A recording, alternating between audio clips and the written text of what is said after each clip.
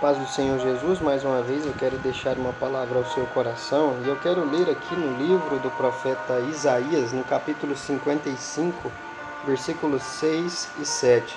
Diz o seguinte: Buscai ao Senhor,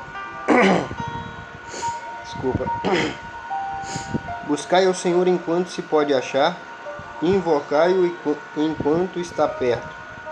Versículo 7. Deixe o ímpio o seu caminho e o homem maligno os seus pensamentos e se converta ao Senhor, que se compadecerá dele. Torne para o nosso Deus, porque grandioso é em perdoar. Veja bem que o profeta Isaías, ele fala algo interessante. Aqui ele diz ao povo de Israel: buscai ao Senhor enquanto se pode achar, invocai-o enquanto está perto. Ele dá uma orientação ao ímpio, né? Deixe o ímpio o seu caminho e o homem maligno os seus pensamentos e se converta ao Senhor, que se compadecerá dele. Torne para o nosso Deus, porque grandioso é em perdoar. Bom, eu preciso definir alguns termos aqui. Por exemplo, essa palavra foi dita ao povo de Israel. Então o povo de Israel precisava se converter, buscar ao Senhor novamente, né? E esse buscar ao Senhor deveria ser no período em que era possível encontrar e achar o Senhor Jesus, né? Ele diz assim: deixe o ímpio. O que essa palavra ímpio significa? Aquele que não serve a Deus, aquele que é dominado pela sua natureza e vive uma vida distante de Deus, né? Geralmente a Bíblia chama de ímpio, de gentil, né? Na verdade, sempre ela se relaciona, ela traz essa palavra ímpio, uma pessoa que não teme a Deus, que não serve a Deus, que não faz a vontade de Deus, que não é guiado pelo Espírito Santo. Então, ela está dizendo assim: deixe o ímpio o seu caminho e o homem maligno, né? Aquele que é dominado pela sua própria carne, né? Pelos seus próprios desejos, ou a Bíblia diz que o maligno, né? O Satanás, ele é maligno, a sua essência é má. É uma pessoa que se deixa dominar por Satanás, né? Que é dirigido pelo Deus deste século, né? Que é um Deus com D minúsculo. 2 Coríntios 4,4 lá diz, né? Que o Deus deste século, Deus com D minúsculo, cegou o entendimento dos incrédulos para que não vejam a glória de Deus. Então muitas pessoas estão cegas, elas não conseguem ver a glória de Deus, e haja vista que os céus proclamam, né, a magnitude e a glória de Deus. Então aqui o profeta Isaías ele dá uma advertência clara que hoje nos nossos dias nós necessitamos dela. Buscai ao Senhor enquanto se pode achar. Hoje é possível achar Deus. Hoje é possível encontrar o Senhor.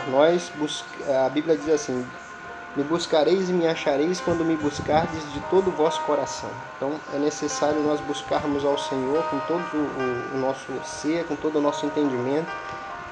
Quando Deus chega a alguma pessoa, um jovem ali diante de Jesus, né, diz: qual que é o maior mandamento? Ele diz assim: amar a Deus sobre todas as coisas, né, e ao próximo como a ti mesmo. Mas quando ele fala amar a Deus, ele diz com todo o teu sentimento, com todo o teu ser, com toda a tua alma, com todas as tuas forças, né?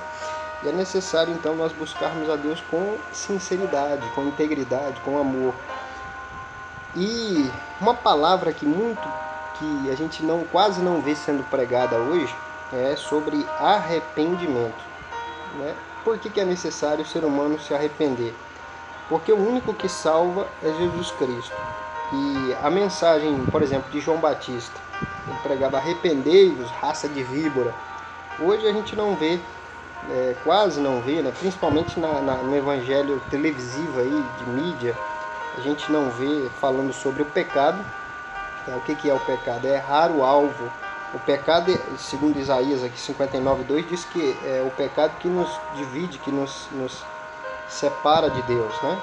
Então o pecado é quando o ser humano erra o alvo, ele deixa de obedecer aquilo que Deus quer que ele obedeça. Pois bem, o pecado é algo terrível, e que distanciou o homem de Deus. E distancia, né? E aquele que vive uma vida de pecado, ele vai ser condenado eternamente ao lago de fogo. Porque se uma pessoa morrer hoje sem Jesus, ela vai para o inferno e ela num local de tormento temporário. Depois do juízo final, quando Deus condenar todas as pessoas que não serviram a ele, juntamente com o diabo e os seus anjos, eles serão lançados no lago de fogo. A Bíblia diz que isso é a segunda morte, né? Que é a morte espiritual. Pois bem, é necessário que todas as pessoas tenham esse entendimento bíblico. Por quê? Porque é muito bom pregar um evangelho gostoso, agradável, que não existe renúncia, que não é necessário renunciar. Mas esse evangelho não existe na Bíblia, né? As pessoas que estão pregando esse evangelho estão enganando as pessoas, né? Ou é um evangelho materialista, um evangelho de como se Deus fosse um empresário e fosse obrigado a dar bens materiais, vida, né, abundante e tal. Isso aí, eu mesmo nunca encontrei isso na Bíblia. Na verdade, Deus ele pode abençoar, ele quer abençoar? Sim, ele quer abençoar. Só que o mais importante de tudo é que tenhamos a salvação. Jesus veio morrer, não foi para fazer ninguém ficar rico, não foi para fazer ninguém, assim, Deus pode fazer isso? Pode, mas não deve ser a regra, não deve ser a obsessão de todo aquele que serve a Deus. Porque nem todos serão ricos, nem todos, nem sequer serão curados das suas enfermidades. Então, assim, depende da vontade de Deus e muitas pessoas, infelizmente, não receberão a cura dos seus... vão morrer. Eu conheço pessoas que morreram de câncer sendo cristãs, né? Agora, a vontade de Deus foi feita na vida dessa pessoa. E aí a gente vai falar, por que Deus não faz? Eu não sei. Deus, ele sabe o motivo, né? Às vezes Deus permitiu Tiago morrer decapitado. Pedro não permitiu morrer naquele período. Por quê? Porque Deus sabe como ele trabalha e nós não entendemos o trabalhar de Deus, né? Mas um alerta que nós precisamos ter para as nossas vidas hoje é que nós devemos buscar ao Senhor enquanto nós podemos achar. E a salvação é somente aqui. Não há possibilidade de ser salvo por uma outra pessoa ou por um outro Deus que não seja Jesus Cristo, porque ele mesmo diz em João 14,6 que ele é o caminho, ele é a verdade, ele é a vida. E ele é o único meio, então, de salvação. Aquele que crê em Jesus, ele será salvo, e aquele que não crê vai ser condenado. Isso é uma grande verdade. Se você não quiser acreditar, você vai, quando morrer, você vai ver se nós estamos falando a verdade ou não, né?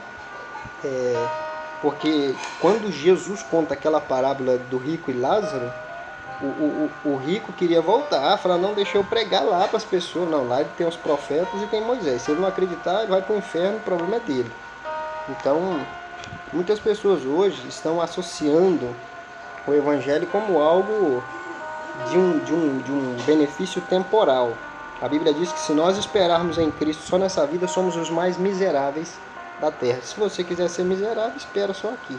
Porque o mais importante, como eu disse, é nós termos a presença do Espírito Santo em nossas vidas e garantirmos a salvação. Foi isso que o apóstolo Paulo disse para Timóteo: tome posse da salvação, porque a salvação é somente aqui e agora. Ele diz, né? Deixe o ímpio o seu caminho e o homem maligno os seus pensamentos e se converta ao Senhor. E se converter ao Senhor é voltar. Você está seguindo uma direção e seguir uma direção totalmente diferente.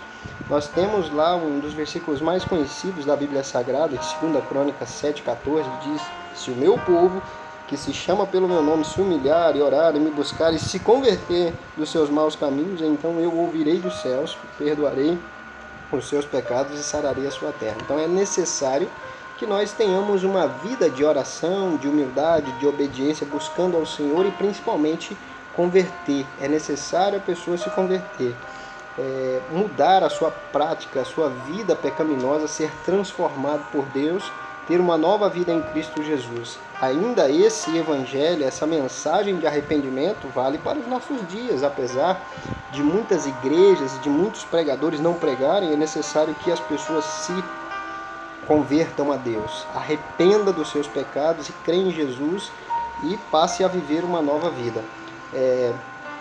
Aqui o apóstolo Paulo, em 2 Crônicas, aliás, 2 Coríntios, no capítulo 6, só para confirmar, né, o que aqui no Antigo Testamento, você fala, mas você está falando do Antigo Testamento, é a Antiga Aliança, então vamos para a Nova, né?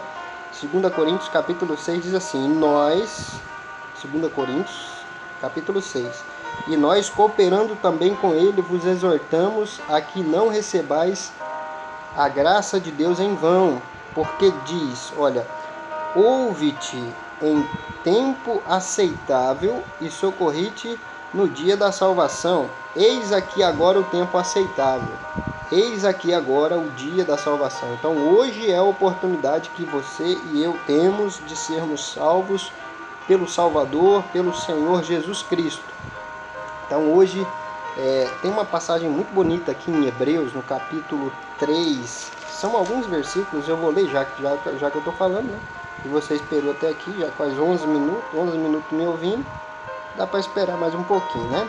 Hebreus 3, 7 diz assim, portanto, Hebreus, carta do escritor aos Hebreus, capítulo 3, versículo 7. Portanto, como diz o Espírito Santo, se ouvirdes hoje a sua voz, não endureçais o vosso coração como na provocação do dia da tentação no deserto, onde vossos pais me tentaram, me provaram e viram por 40 anos as minhas obras. Por isso, me indignei contra esta geração e disse, estes sempre erram em seu coração e não conheceram